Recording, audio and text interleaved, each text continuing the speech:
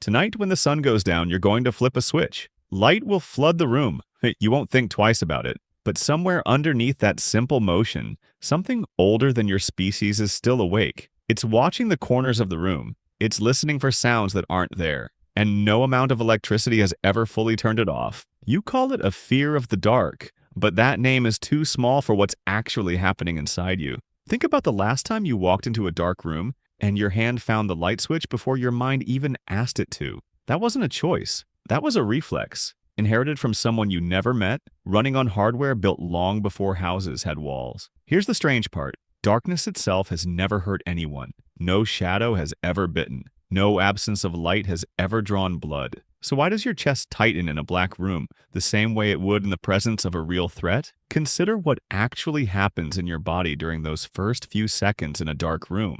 Your pupils dilate, trying to pull in whatever scraps of light remain. Your heart rate climbs before you've consciously registered anything at all. Your ears, almost involuntarily, start doing more work than your eyes. This isn't a mood. This is a full-body operating mode, and your brain switched it on before you gave it permission. The answer starts almost 6 million years ago on the floor of the African savanna, long before your ancestors were even fully human. Back then, night wasn't quiet. It was full. Leopards hunted in darkness because their eyes were built for it. Hyenas moved in packs under cover of night because it hid their approach. And your ancestors, small, slow, and without claws or fangs of their own, had almost nothing working in their favor once the sun went down. Researcher Lynn Isbell, an evolutionary anthropologist at UC Davis, spent years studying why primate vision evolved the way it did. Her snake detection theory suggests that early primates developed sharper eyesight,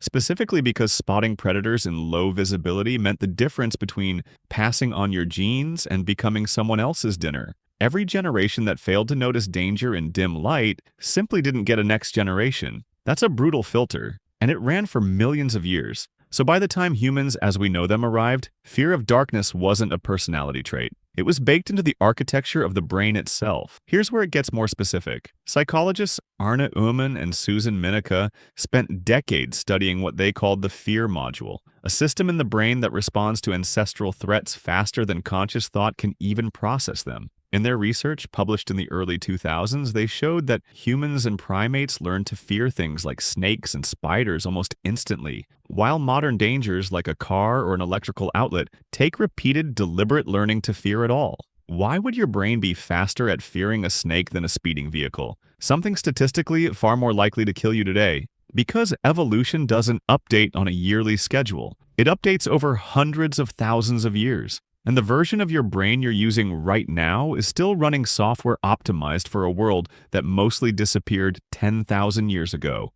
Darkness in that ancient world was a symbol for something much bigger than the absence of light. It meant reduced visibility. Reduced visibility meant reduced warning time. Reduced warning time meant you might not see the predator until it was already too late. Your amygdala, the almond-shaped cluster of neurons sitting deep in your brain, doesn't know the difference between a leopard in tall grass and a coat hanging on the back of your bedroom door. It only knows one thing. Something is unclear, and unclear used to mean dangerous. Evolutionary psychiatrist Randolph Nessa has described this kind of response using something he calls the smoke detector principle. A smoke detector is designed to go off far more often than there's an actual fire, because the cost of a false alarm, a little bit of noise and annoyance, is nothing compared to the cost of missing a real one. Your fear response works the same way. It would rather have you flinch at a shadow 1,000 times than miss the one time that shadow was real. That's not a flaw in your design.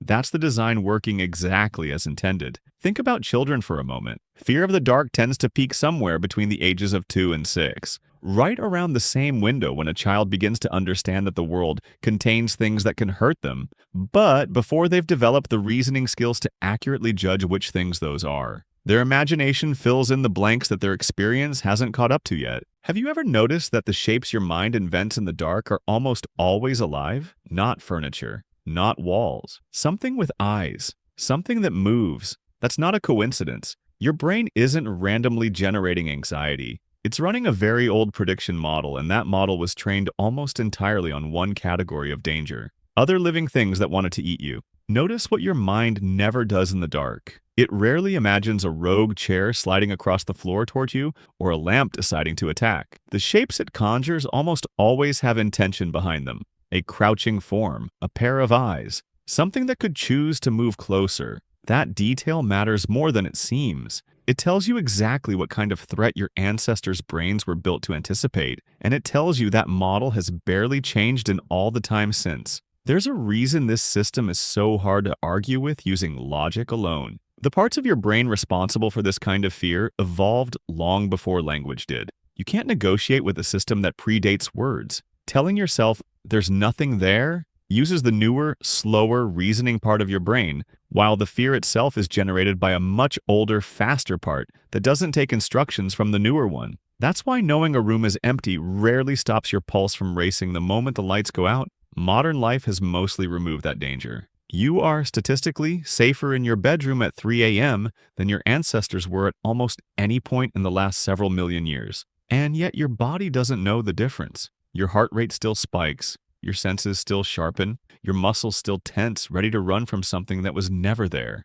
This is the part that should genuinely surprise you. The dark isn't dangerous. But for nearly the entire span of human evolutionary history, it correlated with danger so consistently that your nervous system stopped waiting for proof. It started assuming the worst by default. And that assumption saved lives. Every single one of your ancestors, going back further than recorded history, survived long enough to reproduce. Every one of them. The ones who felt nothing walking into darkness, the ones whose hearts didn't race, the ones who didn't listen a little harder when the light disappeared. Many of them simply didn't make it. So the fear you feel tonight isn't really about tonight. It's a message relayed across an unimaginable number of generations from ancestors who never met you but who are, in a very real sense, the reason you exist at all. Modern researchers studying Nyctophobia, the clinical term for fear of the dark, have found that even adults who consciously know a room is empty still show measurable increases in stress hormones and pupil dilation in low light.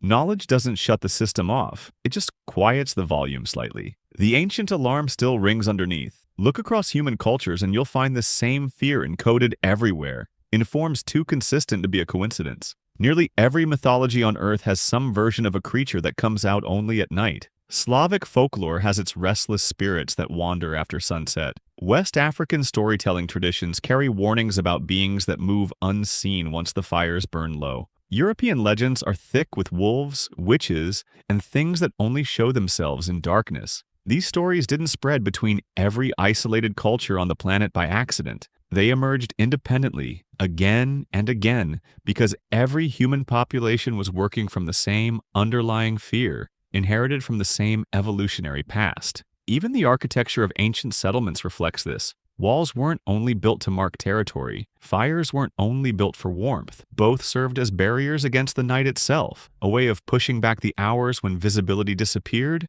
and vulnerability increased. Light, quite literally, became a form of safety long before anyone understood why. Think about how this shows up in ways that have nothing to do with bedrooms at all. Public speaking, waiting for test results, sitting with an unanswered question about your future. Notice something these all share with a dark room: uncertainty, an absence of clear information about what's coming next. Your brain treats emotional darkness almost exactly the way it treats physical darkness, filling the unknown with worst-case assumptions, because for most of human history, assuming the worst and being wrong cost far less than assuming the best and being wrong. Here's the twist most people never consider. The fear itself isn't the strange part. The strange part is how well it worked. A brain that treats uncertainty as danger, that fills empty space with imagined threats, that reacts before it can explain why, is not a broken brain. It's a brain built by an unbroken chain of survivors. You are not afraid of the dark because something is wrong with you. You are afraid of the dark because everyone who came before you, every single link in that chain, was cautious enough, alert enough, and fast enough to survive long enough to pass that caution on to you. So the next time you find yourself reaching for a light switch a little faster than logic requires, or feeling your pulse quicken in an unfamiliar room, don't dismiss it as irrational. It isn't irrational at all. It's one of the oldest, most reliable warning systems ever built, still running quietly in the background of a modern life it was never designed for. Tonight, when the sun goes down and you flip that switch without thinking, remember what you're really doing. You're not just turning on a light, you're answering a call that started millions of years before you were born, one that has never actually stopped ringing.